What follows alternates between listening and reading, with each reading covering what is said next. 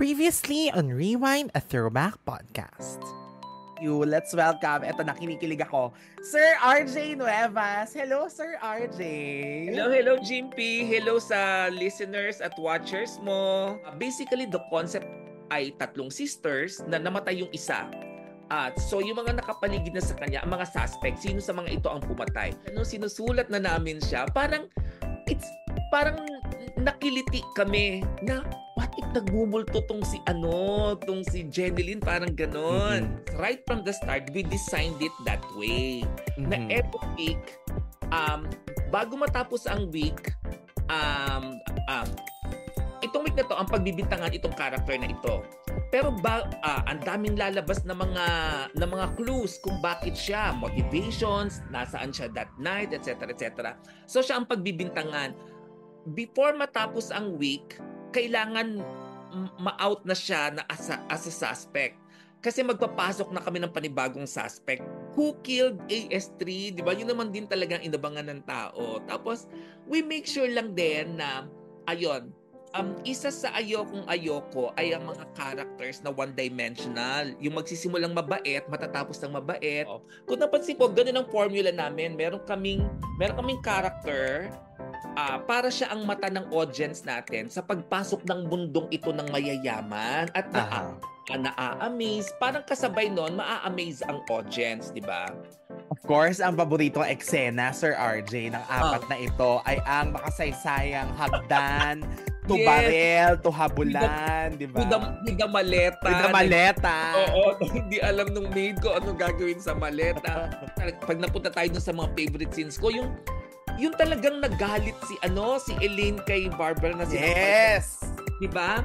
Ano rin yon, planado rin yon na pinapangarap lang niya masampal tong babaeng to dahil ang taray-taray. Ang final killer ay si Attorney Boris. Sabi ko, ayun, galing naman nito. Pinalakpakan ko talaga sila. Nakakagulat talaga ang naging reaction sa Widow's Web. It restarted it again. Kaya nasundan na nga nung Royal Blood.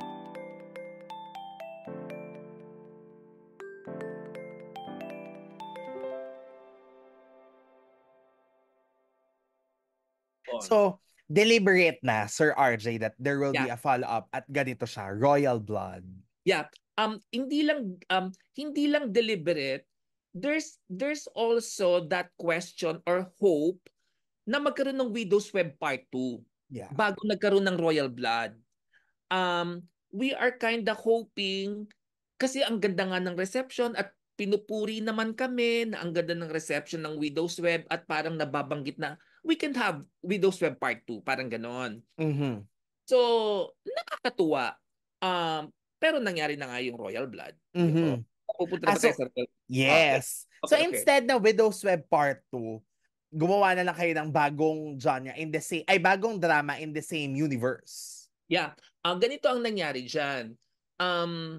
Hindi pa basta it just started with me having this premise in my head na parang what if ang isang mayamang lalaki hinanap niya yung bastard son niya to tell him na help me find who among my children is my killer. Tapos tumanggi yung anak, the following day namatay yung father. So guilty tong bastard son na parang oh my God, hindi ko natulungan yung tatay ko. So hahanapin niya yung killer ng tatay niya. Yun, premise ko lang yun na papatulog na ako. Ganda ng premise. Kasi lahat kasi na naiisip kong premise or concept, isinusulat ko sa cellphone ko para hindi ko makalimutan. Siguro mga a week or 2 weeks after that, bigla na nagsabi na, kailangan nating bigyan ng show si Ding Dong. As per his contract, we need to give him a show this year. So, isip kayo ng concept. So sabi na lang namin, pakitanong na lang si Ding Dong kung ano ang gusto niyang concept, anong gusto niyang show.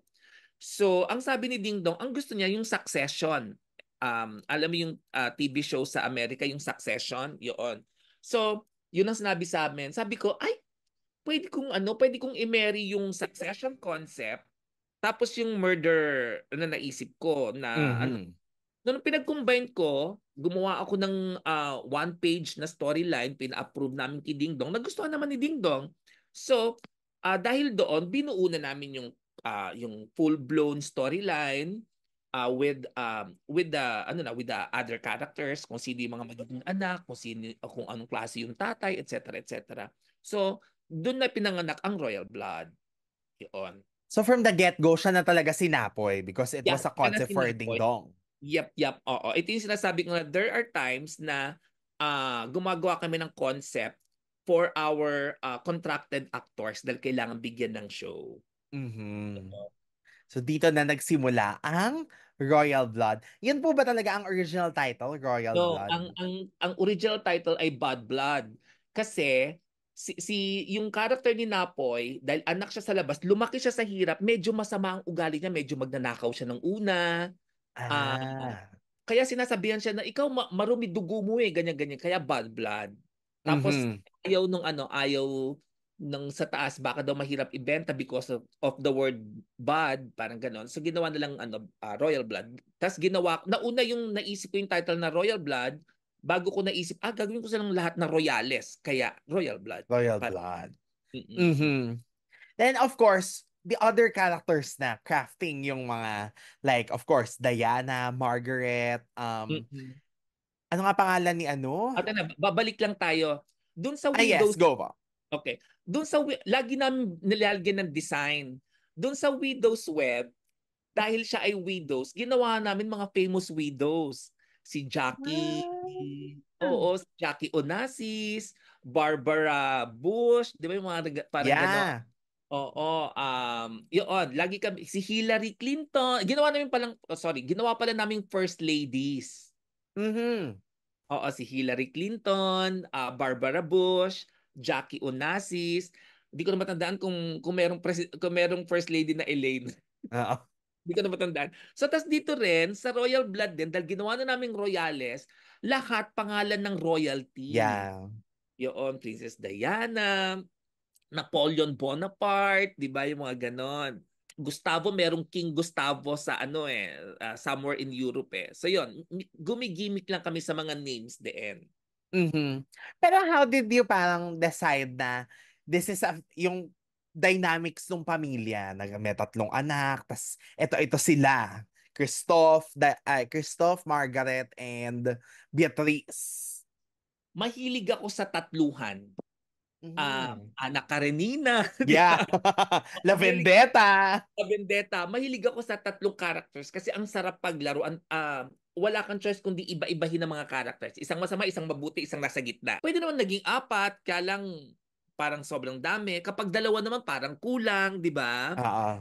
Oo, so tatlo with their matching partners or spouses, so dadami ang mga suspects mo. Kasi ang kailangan lang naman you have enough suspects to sustain the suspense sa pagtatanong.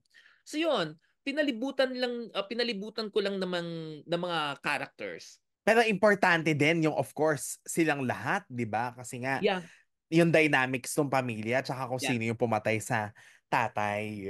Tsaka I love ewan ko parang ang pangit pakinggan. I love dysfunctional families. Sa teleserye. O sa teleserye. Kasi pag may dysfunctional family ka talaga, Diyos ko, punong-puno siya talaga ng conflict. Mhm. Yun. So, sa soap opera, ang kailangan mo conflict talaga eh. Yun. Yeah. Napansin ko, no? Kasi sa Widow's Web, mostly, mga ano sila, mga bagong nagbibida. Si Pauline, si Ashley, di ba ito yung mga promotion nila Yeah. si Pauline Mm-mm. from being afternoon lead, na-promote na sa primetime, si Ashley from Oo. being kontrabida. Pero dito sa Royal Blood, ang strong nung casting talaga. Rhea Ramos, Micael Daes, Megan Yang, si Lian yung medyo bago, pero kasi nanggaling din siya from a Ah, successful stint, Oo, di yung ba? apoy sa langit. Hindi, Yes. ganito, nauuna ang pagbuo namin ng characters. Mhm. We already have the Ding Dong character. Tapos nagbubuo na kami ng iba pa mga characters. Kinakailangan bigyan din si Rian dahil sa contract. So, nilagay siya doon. Si Mikael, right from the start si Mikael na yata dahil gusto ko naman siya sa love of my life. Yun. Sabi ko, okay din palang umarte itong si Mikael. Yun.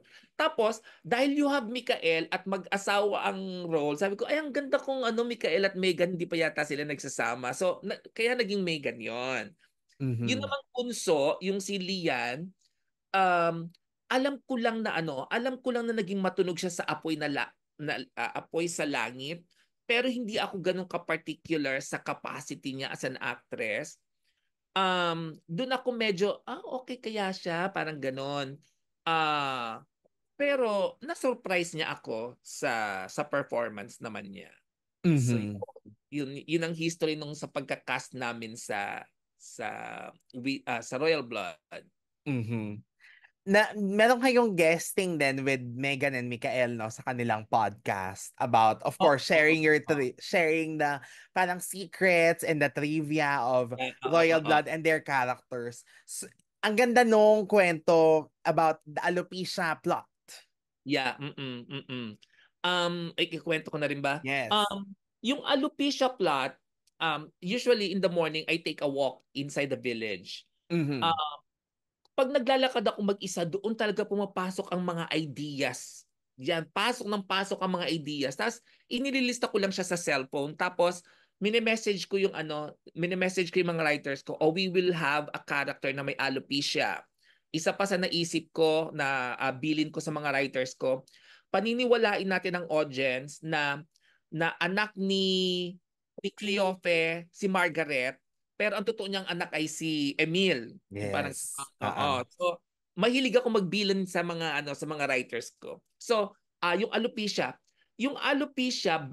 naisulat na ang week 1, so nag-media con na. Nilapitan ko si Rian. Sabi ko, "Rian, okay lang ba sa'yo may alopecia ka?" Sabi, "Yes, okay." Walang kagatol-gatol sa okay. So natuwa ako kay Rian. Wala siyang pakialam kung ano magiging itsura niya, di ba? Payag siya doon sa may alopecia siya. Kasi pag tumanggi si Rian na may alopecia siya, iaalok ko yun kay Megan. Kasi ang ganda Aha. rin, di ba? Beauty queen pero may alopecia, di ba? Mm. Ano, pumayag si Rian. So sa kanya napunta yung may alopecia. And yung pa, ano yun, nung naisulat namin yung script, kabilin-bilin ako sa production, walang lalabas kahit saan na may alopecia si Rian. Pagsabihan nyo ang artista, pagsabihan ninyo ang mga makeup artist nila, ang mga stylist. Kasi alam mo ba kung saan nagsisimula ang mga chismisan? Ah. Makeup artist at saka mga stylist. Ah.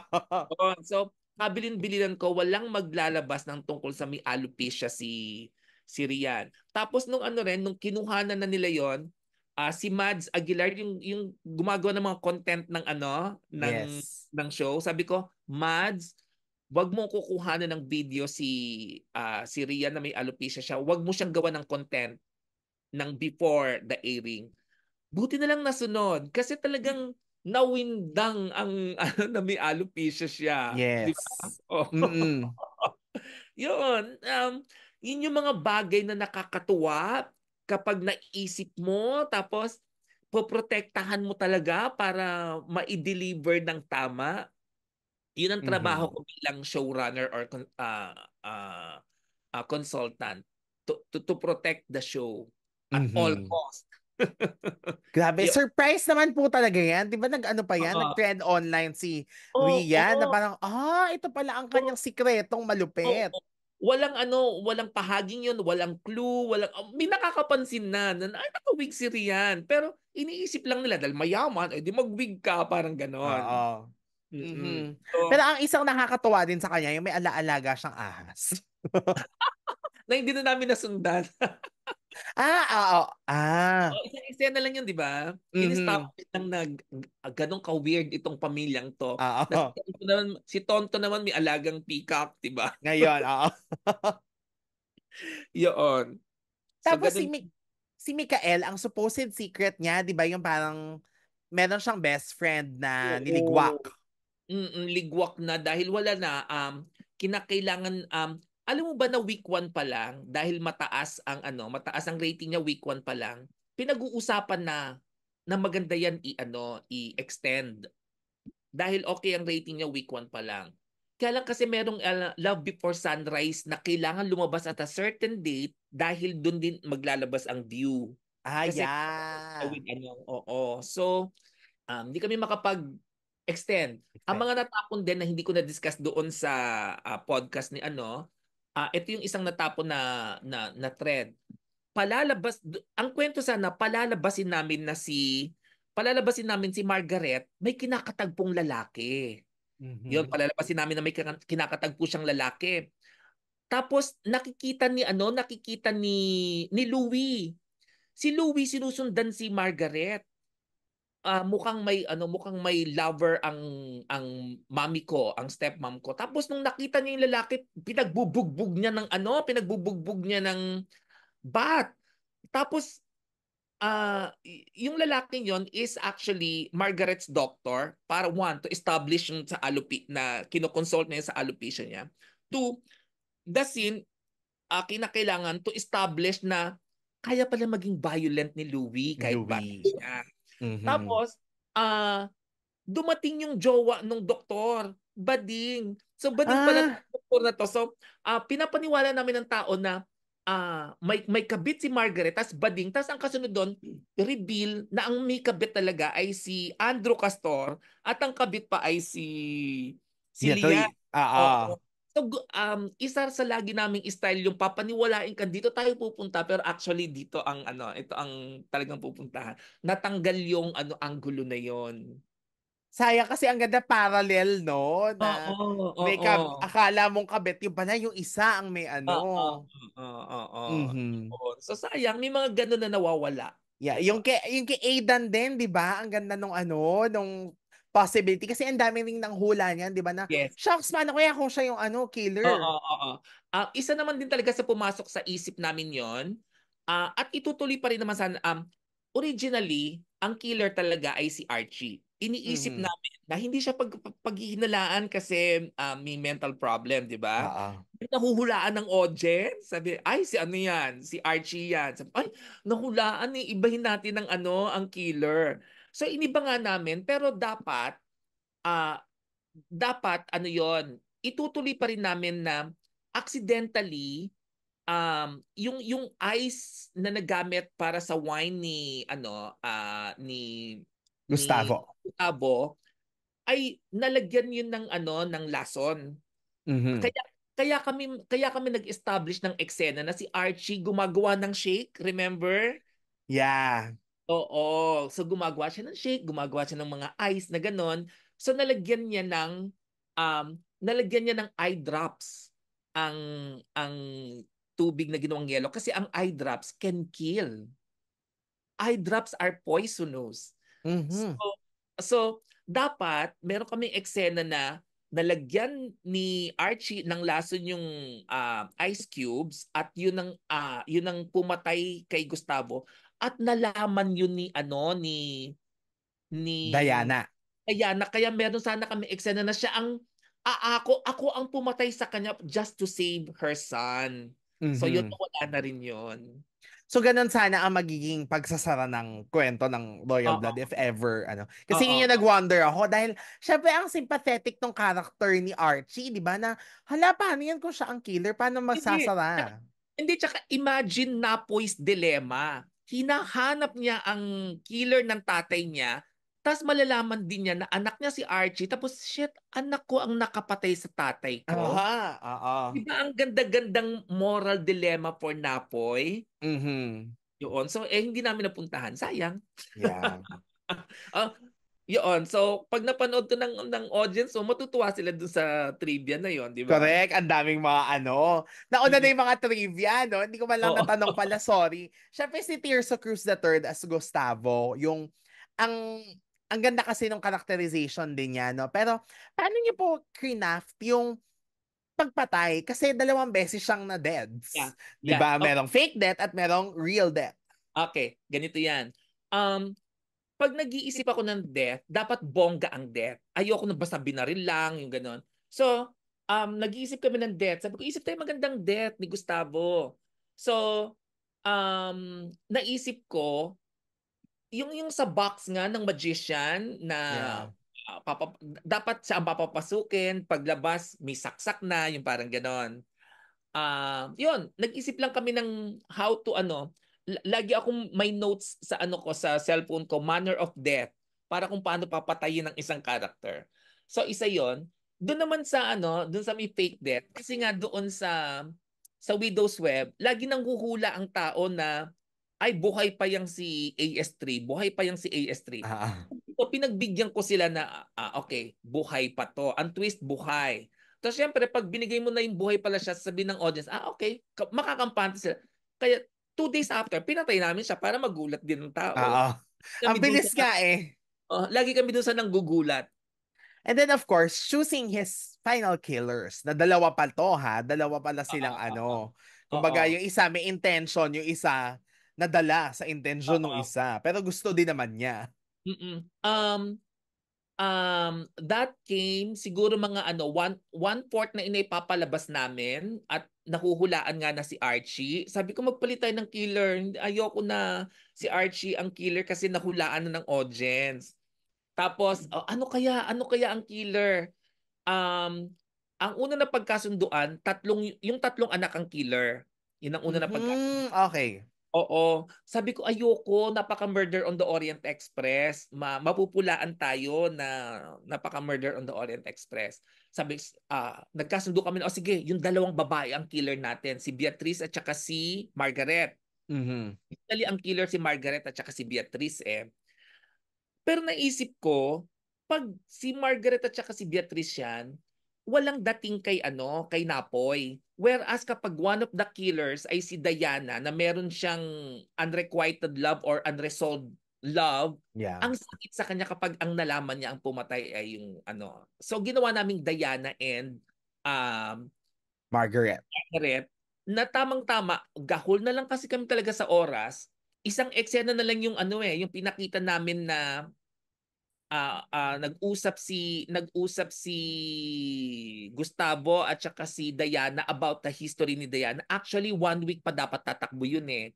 Na-i-establish na, ay si Diana pala anak nung niloko ni Gustavo. Tapos tinatago-tago ni Diana yon, mabubuking ni Margaret. So mag-aaway na naman sila, yung mga ganon. So, one scene na lang, dahil wala na kaming time. Naubusan kami ng time. Mhm. Pero ang ganda-ganda sa akin gandang-ganda ako sa nangyari sa character ni Diana kasi dahil yun nga i-establish niyo siyang leading lady eh na Mm-mm. pag-aagawan ng magkapatid ganyan. So parang ano ba to, may secret pero behind the facet na siya ay suplada, baka nagbago lang siya na siya talaga ay mabait, ganyan. Tapos magkakaroon ng redeeming factor pagdating sa dulo. Tapos biglang, siya nga talaga yung pumatay. Although nahulaan ko na posibilidad Okay. na siya ang pumatay, pero Oo. hindi ko in-expect na ganun siya ano tawag Ka-dark. dito? Ka-dark. Tsaka hindi mo nahulaan na silang dalawa kasi magkaaway sila. Oo. Yung parang, di ba magkaaway itong dalawa? Yun yung nagpa-dark sa akin lalo na, shocks, magkaaway sila pero nagsabwatan sila para kay Mm. Gustavo. At saka yung Yun. siya yun ng impluensya, yun yung medyo parang, Oo. nung nakita ko talaga yun, parang dumbfounded ako na, kasi si Margaret pwede niyang gawin yun eh, pero siya yung Pero nag-impluensya kay Margaret, parang hindi what? kasi si Margaret 'di ba nagbago na ang isip? Yes! Kinuha niya at sinigurado niyang hindi makikita yung fingerprints niya kasi ang hinawakan niya yung kamay ni Margaret. Yes! Mhm.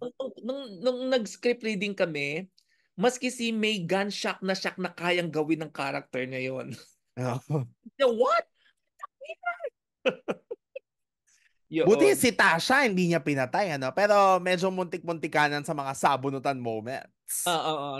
Tsaka ang dami sana namin plano yung sabay sana silang mahuhulog somewhere tapos magpaparaya sana siya or ang magpaparaya si Tasha na hindi na rin namin nagawa yon dahil Mhm. oras.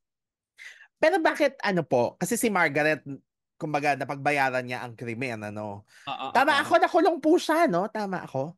Nabaliw siya so nakulong siya dun sa mental. Benda, oo, yon.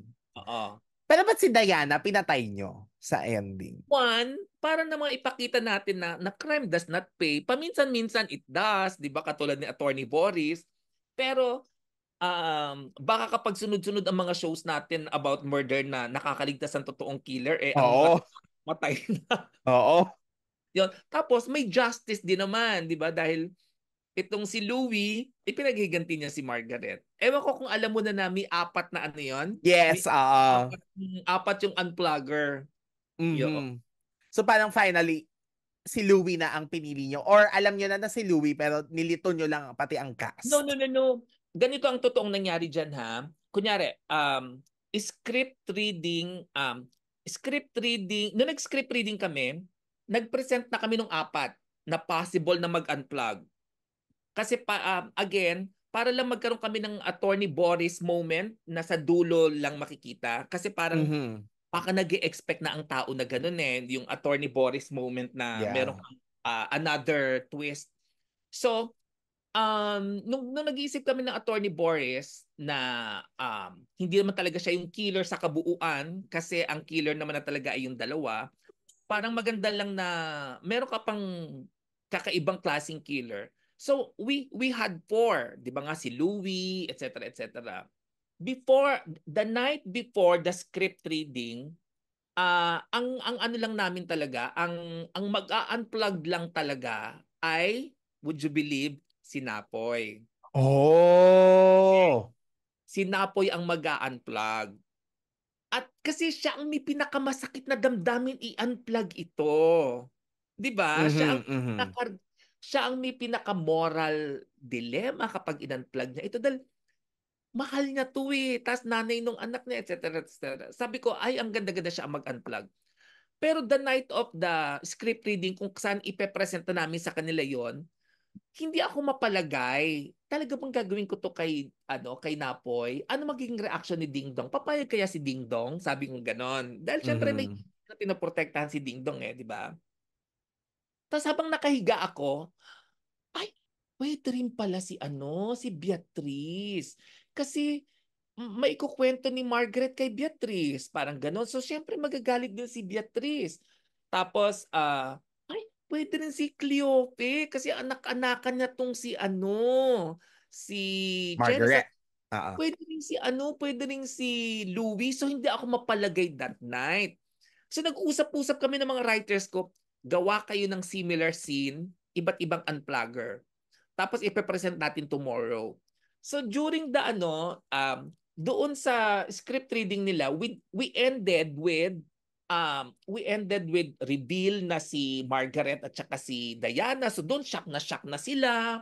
Tapos yung aftermath noon, yung kwento na ni Christoph at saka ni Napoy tungkol kay Archie, 'di ba? Yung nakakaiyak din yun Yes. Tapos ang end lang talaga is si Diana nakaratay at hindi na yun, yung si Unplug.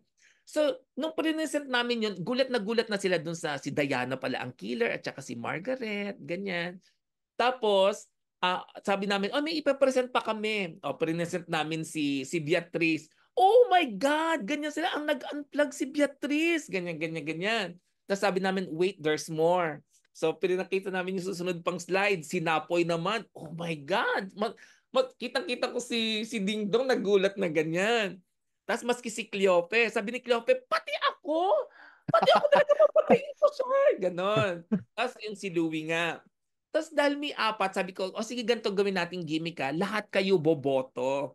Iboto ninyo kung sino ang final, ang unplugger. So nagbutuhan kami lahat, including some of the production na nandun, yung director, maski si Annette Gozon nandun. Bumoto din siya. Bumoto din siya. Tapos, alam mo ba na after the botohan, binigay nila sa akin yung result. That night alam ko na dahil tinignan ko nag-ano akong ganyan. Um, pero maski yung production, nung kukunan nila yon, hindi nila alam. Sinabi ko lang kung sino ang final unplugger. Kunyari bukas na ipapalabas ng finale, sinabi ko lang dong kay Regine Alban, o itong killer natin, para yun ang ikakabit sa final scene. Aha, aha. Ganun ka-guarded yung secret na yon. Grabe, in fairness ang Royal Blood ang patunay na kaya naman palang walang magchuchu ng mga lihim sa Oh, production. yes. Kasi madalas hindi nakakaligtas, di ba? Imagine yung sa Oo. Encantadia lang na namatay si Kylie Padilla, that eksena na lang, in-spoil pa prior, di ba? Pero ito Yeah, ang yeah. taray, walang nakaalam, walang Oo, oo. naitago. Oo, oo, 'di ba? Kaya nakakaaliw, nakaka-inspire talaga to write and to mount a show like this. Mhm. Pero what can you say, of course, about Rian Ramos? I think while everyone was really well praised, parang she was the bidang-bida naman na si Rian, pero medyo Yeah. breakout pa rin yung mga pangyayari kasi for her career, na parang second wind niya to, di ba? After Um, taking a break. would you know na hindi namin sinadya na parang after Kinapoy, siya na ang bida? Hindi namin siya sinadya. Um, Ako, alam ko lang na ang bida ko si Napoy at para sa akin, pantay-pantay yung tatlo magkakapatid. Yeah. For me, dapat pantay-pantay sila. While writing it, hindi ko alam, ganun lumabas eh. Siguro it started nung nung it's yung sympathy ko for her character, started nung na-reveal na nakunan siya at pinatay yung boyfriend niya. Mm-hmm. It started there na her character is interesting na enough even before that, kasi imagine siya ang may alagang ahas. Siya ang relihiyosang nakatingin, di ba? Oo. Siya ang karakter namin sa kanya, relihiyosang chismosa, na nakalimutan ng mga writers ko ngayon eh. Sabi ko, lagi niyo nakakalimutang chismosa ang karakter ni Margaret. Meron siya dapat mga eksenang kausap niya mga ang katulong at tinatanong niya kung ano nangyayari sa ibang bahay. Nakakalimutan niyo yan. Pinapagalitan ko yung mga Oo. writers ko. Kasi ang ganda sana noon, di ba? Meron siyang interaction with the na nakikichismis siya kung ano nangyari kay Beatrice, etc. etc. Well, anyway, ang color, although lahat naman sila colorful ang character, pero nung sinulat pala namin sa siya, nakahigit siya ng 5% or ng 10% sa Mm-hmm. sa journey niya. Ang laking bagay ng alopecia para mas lalong bumigat yung ano niya. Of course, Yeah. tuwang-tuwa ako for the awards she has been getting. Hindi ko alam kung nakailan na siya. Meron akong nabasa nakaapat na daw. So, Wow. I don't know actually kung ilan talaga. Mm-hmm. Yun. So I'm happy for her na she's getting awards for this. Na nung nagkausap kami, ewan ko, I don't know if I heard it right, na first niya na acting award ang sa Royal Blood. I'm not so sure. Ha? Yun. Ang dali kasi naming i-infer as audience na baka naman sinadya niya na ganon yung level. Kasi syempre nagbibida rin naman si Rian. Actually, puro mga bida nga itong Yes, mga yes. cast ng Royal Blood. So parang ang hirap na merong isang aangat, di ba? Oo, Pero oo. ang galing kasi yung characters pala po mismo ang nagdala din. Oo, oo. Kasi kami sinusundan lang naman din namin ng character kung saan niya gustong pumunta eh. Parang gano'n. Aha. Mm-mm. Of course, eto na, pupuntahan na natin the currently airing Mm-mm. Widow's War. Although wala Okay. pa kayo masyadong mare-reveal at makikwento kasi nga Oo nga. ongoing pa, no? Di ba Oo. pwede? Pero Oo. actually, akala namin nung una ito ay book 2 ng Widow's Web. Yung pala, it's an entirely different story but in the same universe. So, paano naman po nagsimula ang Widow's War? Ang Widow's War, may akong basic concept na ah merong isang babae, meron naka-witness ng crime niya, tapos sinabihan sa kanya, lumapit sa kanya, ah ah babae, parang kill my husband. Yun ang basic premise ko. In fact, kaya nung naghanap ng nung naghanap ng concept for Bea, yun na binigay ko. Tapos nagustuhan naman nila. So naghanap ng ng pwedeng gumanap nung isa.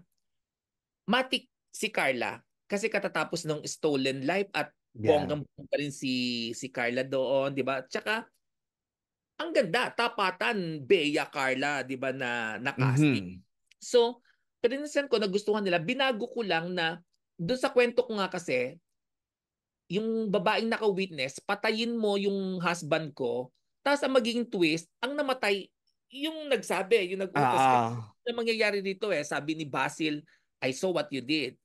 Para hindi kita isumbong, patayin mo ang asawa ko. And yet, ang namatay ay si Basil. So, di ba? Mhm. Parang ganon. So, kailangan kasi Widow's War. Title din to ito yung supposed to being part 2 ng Widow's Web. May title Mhm. na Widow's War. So, nung nabuo to, since hindi to direct continuation, sabi ko kay Ken, pahiram na lang ng title mo. Pumayag naman siya ipahiram yung title niya. Kaya naging Widow. Mhm. So, yun, nabuo Ah. na ganun ang kwento na panahon pa ng panahon ng Royal Blood, nasa Bangkok kami, nagbakasyon kami mga writers kasama yung si Miss Annette. Um, Naging bisita namin yung ano, sabihin ko na nga, taga View, yung head din ng programming ng View. Sabi niya, ay gustong-gusto rin niya yung ano, yung umeere pa din ng Royal Blood, ng ingay-ingay ng Royal Blood. Sabi niya, RJ, how would you top that? Sabi niya gano'n. Sabi, I will have two murders. Sabi ko gano'n. So ito na nga yung Ah. two murders. Yun. Yun lang ang mga trivia-trivia lang. Mhm. And ang galing kasi lahat umpisa pa lang, ang dami ng panggulat dito sa Widow's War. Ako po kasi nung una, hindi ko pa masyadong kasi 'di ba, hindi siya as fast as Royal Blood and Widow's Web na alam mo na agad na may mamamatay, kung sa Mm. ano-ano yung mga motibo nila. Ito parang ang dami pa nakakubli. So, hindi mo pa malaman agad sino kaya ang possible na maging killer dito? Sino kaya ang pwedeng gumanap, ganyan, ganyan, ganyan. Tapos biglang ni-reveal agad na si Sam ay ang aksidente namang nakapatay kay Paco, di ba? With the payong, di ba? Oo, with the payong. Pero naka-design talaga yan na gano'n, na naka-reveal agad na siya ang killer kasi yun ang tatakbuhin Oo, ng diba? kwento. Kasi hindi ka makakapunta doon sa nag-aagawang widows kung buhay pa yung asawa ng isa. So kailangan talagang patayin yung, kailangan maging widow sila pareho. Ah, Mhm. so kailangan ma-reveal agad na ang nakapatay dun sa isa ay yung isang wife accidentally na videohan, kaya pinapapatay yung isa, kaya lang ang namatay yung husband. So you have two widows. Ang totoong Mm. ang totoong murder mystery is the death of Basil kasi hindi i-reveal kung sino ang pumatay kay Basil. Oo, so yun ang magiging hunt.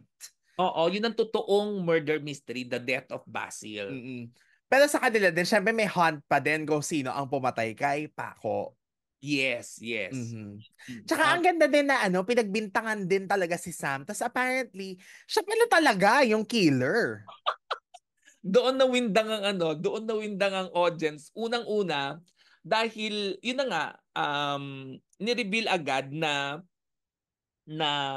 si Sam ang killer, pero the same episode, ni-reveal na merong naka-witness sa kanya, tapos bukod doon, ni-reveal din na may ipinapapatay. So you have triple twist in one episode. That it Mhm. that it is Sam who killed accidentally her husband, that somebody witnessed it, at pangatlo, bina-blackmail siya to murder her best friend. So you have Mm. yon you're asking kung paano mo hihigitan ang past ano nyo. Ito yon, by having three twists in one episode. At marami pa kaming aabangan na ganyan.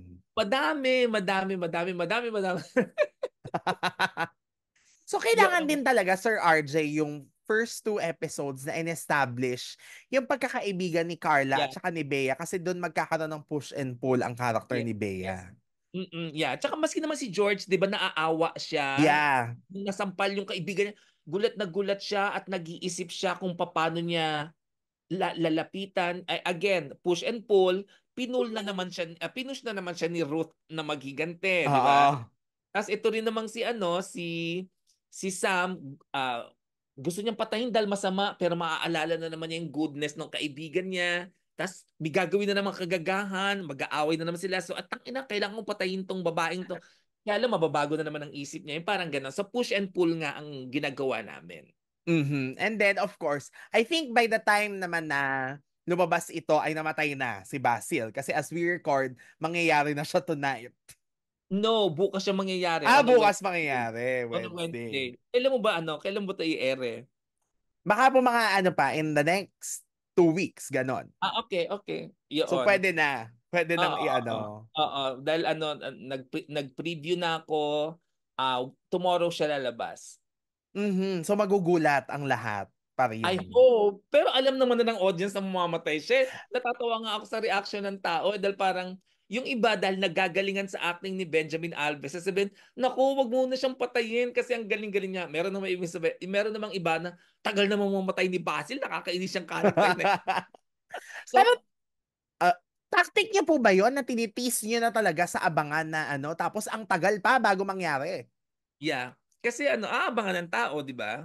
Yeah. At saka alam na kasi namin na mangyayari siya eh. Pero Mm. it's just a matter of when.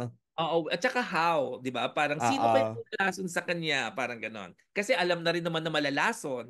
Oo. Mhm. Yun. By the time po kaya na mailabas to, may mga na-reveal na rin bang sikreto ni Basil? Ay, abangan. Kasi syempre, di ba, medyo I'm sure ako nahuhula-hulaan ko na ng konti kasi nga, ang galing ni Ben sa pagkakagawa niya ng characterization ni Basil. Yes, yes, yes. Ang Mhm. dami nga nagsasabi na ano, na baka manalo siya next year, yung mga gano'ng tipo. Yeah. Ang galing-galing niya. 'Di ba, Mhm. sana rin. Basta marami pang aabangan. As in, grabe, grabe, grabe.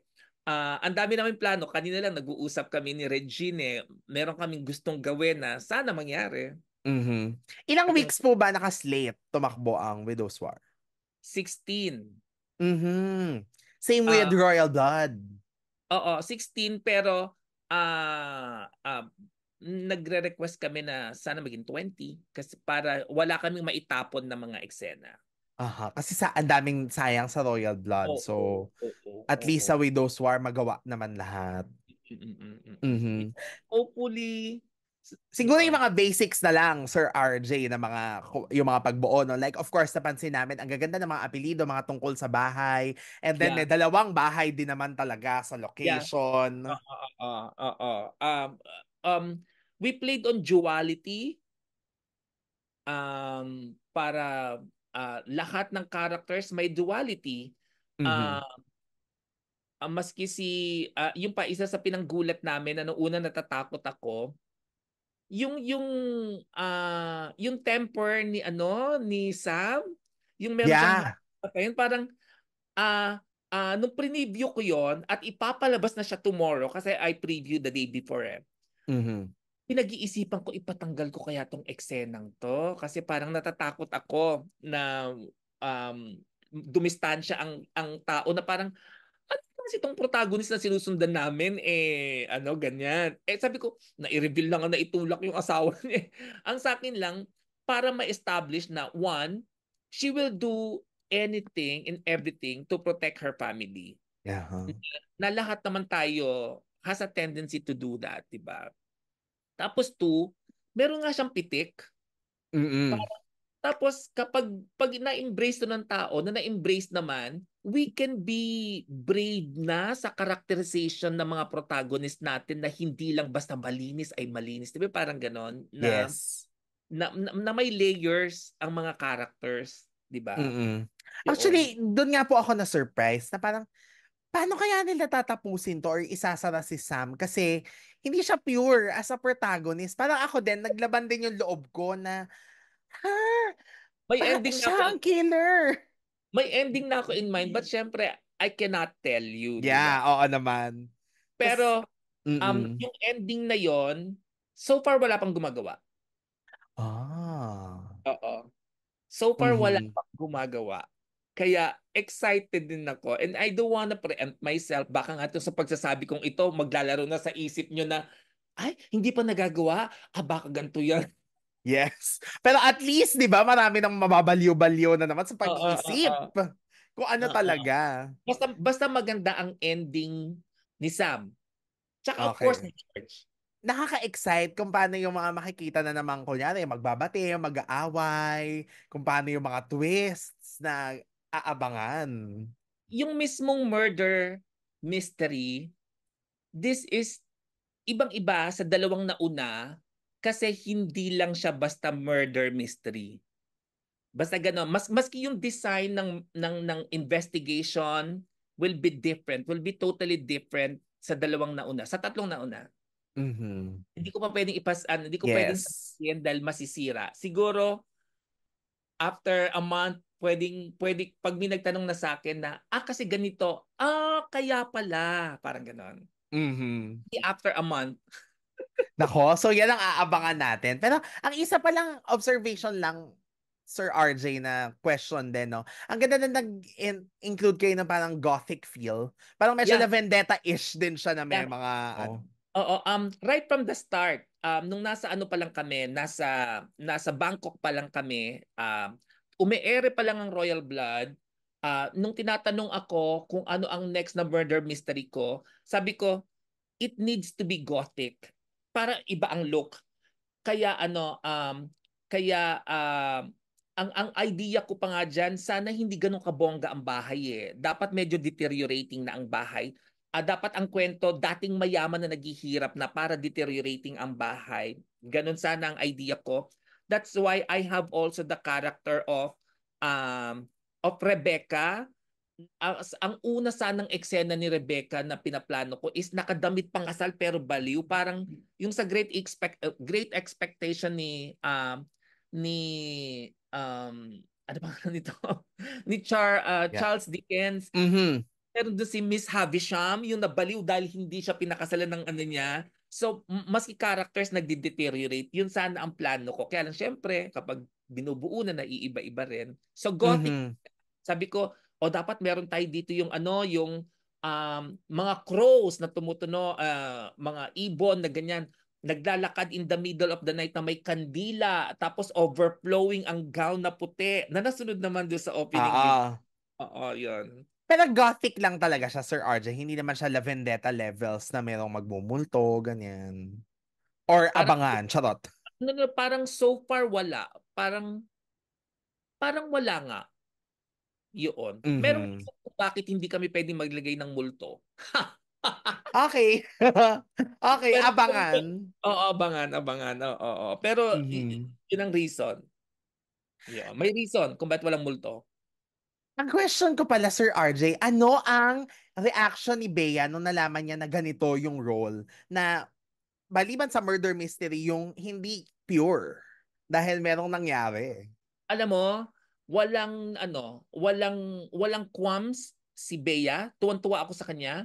Wala siyang qualms. Wala siyang issue maski dun sa yung anger management ng character niya, wala siyang issue. Wala siyang magiging issue dun siya ang nakatulak because it is on the nasa concept yun eh. Nasa concept paper Yeah. niyang mapapatay niya si Paco. Tanggap niya lahat. When she read the pilot script, nag-meeting kami, nagpatawag siya ng meeting, we had a dinner. Ang ano lang niya, ang sabi lang niya, magdagdag tayo ng eksena about the friendship para yun talaga ang tungtungan nung buong show. Kailangan, sabi niya, kailangan matibay ang friendship namin. Yun lang Mhm. ang comment niya. Tapos, kinumend niya nga kami nung pagkabasa niya ng pilot. Sabi niya, nagulat ako dun sa sex party. Hindi ko ine-expect yon. Sabi niya ganon. Well, marami rin namang nagulat. Oo. Kasi mahal na mahal nila si Paco, di ba? And yet, ganun ang Yes. character ni Paco, di ba? Mm-mm. Yun. Si Carla naman as George, parang Oo. because it's medyo kontrabida-ish, 'di ba? Pero meron din ako nagsisympathize din ako sa kanya. Eh. Mm-mm. Marami pang mangyayari um, na marirealize nila, nagugulat nga rin ako dun sa reaction nila na kontrabida-ish eh. Dahil pareho silang bida kontra bida. Yeah. Pareho silang capable maging mabait, pareho silang maging capable maging uh, quote unquote bad. Pareho silang capable to do anything because of their family. Nagugulat ako na parang siya ang napo-point out na kontra bida at hindi si Sam. Pero as we go along, eto papasok na kapag namatay si Basil, highlight na to ni Ni George. George. Oo, highlight na to ni Mhm. Yun. Nako, very exciting. So yan pa mga aabangan. Tsaka may mga twist pa kami na basta sa kwento ni George at saka sa kwento ni Basil, merong isang twist na nakakatuwa pag lumabas. Ah, Mm. nako. I'm sure mag-iisip na naman ng mga tao pag ano. Pero of course, last si Miss Jean Garcia pala as Aurora. Well praised. Yeah. Yun, yung character niya, ako kasi, ako yung kind ng writer na, eto, balik lang ako doon sa Royal Blood. Doon sa Royal Blood, bigla nagpatawag ng meeting si Ding Dong with the cast and with the creatives dahil hindi daw nila alam kung saan pupunta ang kwento. Gusto nilang malaman kung sino ang killer para malaman nila ang atake nila. Sabi namin hindi namin talaga pwedeng i-reveal kung sino ang killer. You can ask anything about your character. Sasagutin namin kayo except for who killed Gustavo. Pumayag naman sila. So, itong si Christoph, yung character ko ano mangyayari? Ako yung tipo ng writer na hindi ko na hindi ko naman pinagplanuhan pero ayoko mapahiya. So mag-iimbento ako na, ganito mangyayari sa'yo. Si Archie, ganyan, ganyan, ganyan. Tapos, ay, talaga nakakaawa naman. Tapos sasabihin ni Emil, ano character ko? Ito, paniniwalain na ang anak ni Cleope ay si Margaret. Pero ikaw pala ang totoong anak kasi isa kang Royales. Lahat yun. Oo. So, ganun din si Jean. Um, ah, nagpapatawag daw ng Zoom meeting si Jean about her character. So, kunyari kung bukas yon, tonight, nag-prepare talaga ako dahil ayokong mapahiya. So, yung iba kasama sa plano, pero meron ako mga dinagdag doon na hindi kasama sa plano para lang matuwa siya. At natuwa naman siya, tinanggap niya. At lahat naman ng ginagawa namin at lahat ng pag-usapan namin, yun ang nasa script. Mhm. Tuwa siya.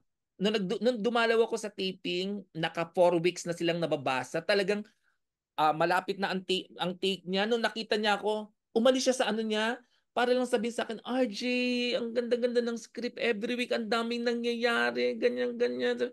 Miss Jean, tape na po. Tapos siya. Mhm. Yun. So, kakatuwa. Kakatuwa. Pero kasi yung mga types of shows na ganito, ito yung mga kailangan planuhin pero mahirap din siyang planuhin kasi kailangan may pagka-spontaneous din, di Yes, ba? yes, yes. Yes, yes, I agree with you. Yun. Mhm. Kasi kahit Ah, kaming audience, nagugulat talaga sa mga biglang pasabog. Yun. So, hopefully, magtuloy-tuloy. Yun. Ang hirap pala Sir RJ magtanong kapag ka ang show ay hindi pa tapos, ano? Oo, 'di ba? Kasi ang hirap din sumagot for you, I'm sure. Oo, oo. Dahil natatakot ako na kapag sinabi ko 'to, lilikot ang utak ninyo at baka ma-hit ninyo yung twist na iniisip namin, 'di ba? Yes. On. So, ah, tanungin mo ulit ako after the show. Oo. Mukhang after the show, yung buong buo talaga, no? Pero, Oo. of course, Sir RJ, after Widow's War ba, are you planning or do you have something in mind? Ana Karenina na may murder or any suspense? Kasi parang ang hindi pa namin nakikita is yung mga hindi naman sobrang mayayamang pamilya. Tsaka sabi nga ni Cheryl Chingsi na parang ang yaman-yaman nitong pamilyang 'to, papaano pa yung kasunod? Sabi ko, outer space. Yan. Sabi nga rin papaano naman daw murder sa middle class, yung parang gano'n. So, Mhm. who knows? Who knows? Something that you might explore. Mhm. I will explore that possibility. Yes. And then of Yun. course, your message, Sir RJ, to the fans of suspense series sa lahat na sumupota mula pala Vendetta hanggang ngayong Widow's War, narito pa rin. Siyempre taos-pusong pasasalamat. Talagang nakakataba ng puso pag because of the ratings nakakataba ng puso talaga. Yung mga comments, talagang puring-puri ang show, sinasabi na ito ang show na walang tapon, lahat ng cast magagaling, lahat ng characters maganda. Nakakataba ng puso because yun naman talaga ang ina-aspire namin na maibigay yun at nakakatuwa na naa-appreciate siya. It's hard work.